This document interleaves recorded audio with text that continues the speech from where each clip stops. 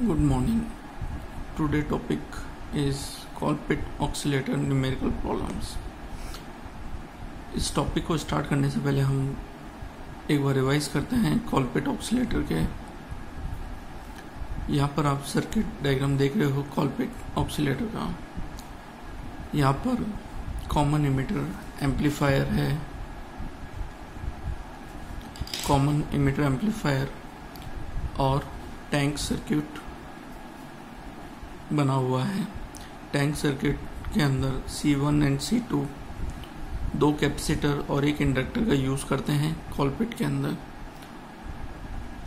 और हम जानते हैं कि जो टैंक सर्किट है वो बाय नॉइज़ या हाई एनर्जी के थ्रू सिग्नल को जनरेट करता है डैम्पिंग फॉर्म में, लेकिन कुछ समय बाद में वो सस्टेन होने पर एक साइनोसॉइडल वेवफॉर्म बनाता है और जो इसका आउटपुट होता है वो इमीटर के बेस पे जाता है और कॉमन इमीटर एम्पलीफायर उसको आउटपुट पर, कलेक्टर जो है उसके आउटपुट पर उसको इन्वर्ट फॉर्म में भेजता है। मीन्स 180 डिग्री फेज शिफ्ट के साथ में जाता है। जैसे अगर यहाँ पर एक साइनोसॉइडल वेवफॉर्म मिलती है, ये इनपुट में जाएगा बेस के, और बेस के इनपुट में जाने पर कॉमन इमीटर एम्पलीफायर से ये 180 डिग्री का फेज शिफ्ट मिल जाएगा। यहाँ पर दो कपलिंग कैपेसिटर्स का यूज़ करते हैं जो कि डीसी करंट को ब्लॉक करता है और एसी को फ्लो करता है। R1, R2, RE और C ये स्टेबलाइज करते हैं सर्किट को। Radio frequency oscillator DC current को फ्लो होने देता है, लेकिन कपलिंग कैपेसिटर उसको ब्लॉक कर देता है। रेडियो फ्रीक्वेंसी चॉक जो है वो एक हाई फ्रीक्वेंसी एनर्जी जनरेट करता है जिसको एक कैपेसिटर पास होने देता है और टैंक सर्किट में वो एनर्जी जाती है। उस एनर्जी की वजह से यहाँ पर ऑक्सीलेशन फॉर्म होता है डैम्पिंग फॉर्म में, लेकिन कुछ समय बाद में वो सस्टेन हो जाता है एक साइनोसॉइडल वेवफॉर्म में, उसका एम्पलीट्यूड फिक्स हो जाता है। Now today solve the some numerical problems of Colpit oscillator. Here frequency of oscillation is given f is equals to 1 upon 2 pi under root 1 upon LC1 plus LC2। यहाँ पर ये series में है और inductors के पैरेलल में। Feedback fraction beta equals to 1, beta is equals to HFE equals to C1 upon C2 and minimum gain of sustained oscillation is A equals to 1 upon beta. हम जानते हैं कि जो टोटल फेज शिफ्ट बार्कलेसन क्राइटेरिया कहता है कि जो total phase shift होना चाहिए ऑक्सीलेटर का वो 360 डिग्री होना चाहिए।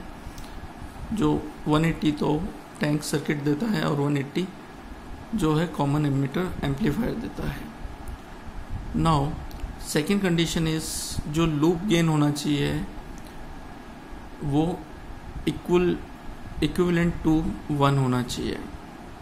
मीन्स जो ए बीटा की value greater than equals to 1 होनी चाहिए, जब जाके सस्टेन कंडीशंस बनती हैं। Now first numerical is in a transistor Colpit oscillators show in figure। जैसे ये Colpit oscillator का डायग्राम है।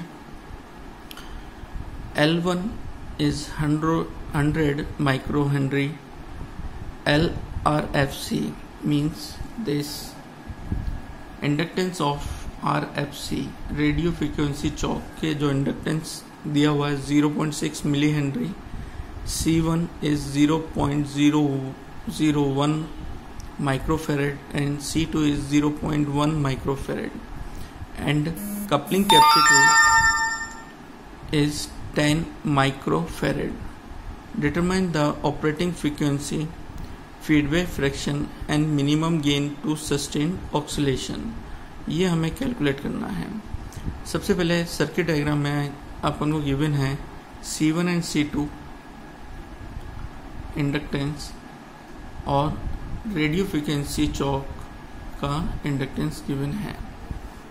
Now the formula of frequency oscillation is 1/2 pi √1 upon LC1 plus 1 upon LC2.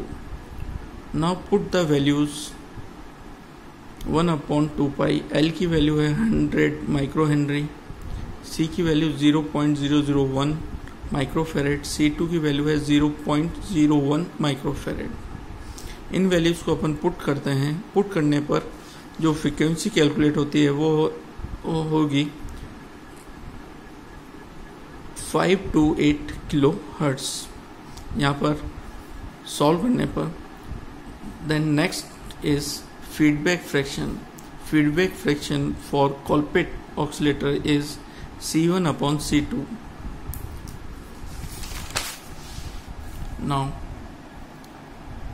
and solve, then we get 0.1.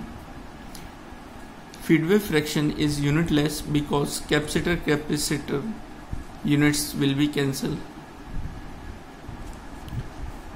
Minimum gain of oscillation is 1/beta, so we calculate the gain is 10. It's also a unitless. Now second numerical, Colpit oscillator is designed with C1 100 picofarad and C2 is 7500 picofarad. Inductance is variable. Determine the frequency, determine the range of inductance value. If frequency of oscillation is vary between 950 kilohertz to 2050 kilohertz. यहाँ पर जो given है अपन को वो है C1 C2 frequency की रेंज। We know that the frequency of Colpitts oscillator is F equals to 1/2 pi √1 upon LC1 plus 1 upon LC2. Now solve this.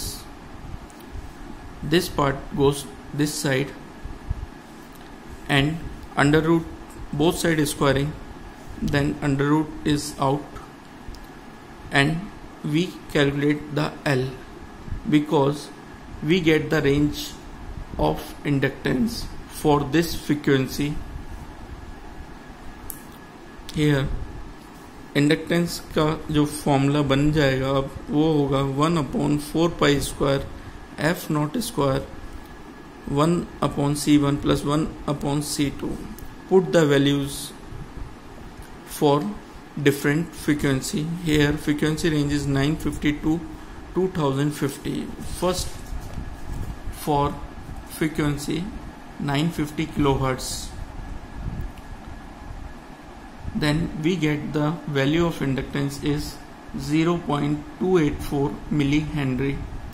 Similarly for frequency 2050 kilohertz, जब हम इस फ्रीक्वेंसी के लिए बात करेंगे तो हमारा इंडक्टेंस की जो वैल्यू है 0.061 मिली हेनरी मिलेगी। तो जो रेंज होगी इंडक्टेंस की वो 0.061 मिली हेनरी से लेकर 0.284 milli henry for frequency range 950 kilohertz to 2050 kilohertz.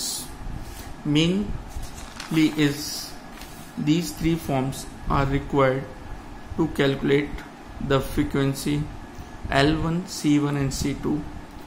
For feedback fraction के लिए हमें जो required होता है वो C1 और C2 और minimum gain is A equals to 1/beta.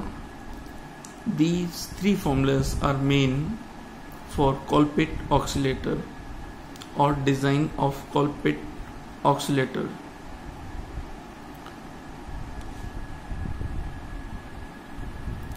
If we design a Colpit oscillator, these values C1 and C2 and inductance, write this across the C1 and C2 and L. Then the calculate frequency of oscillation, feedback fraction and minimum gain of sustained oscillation.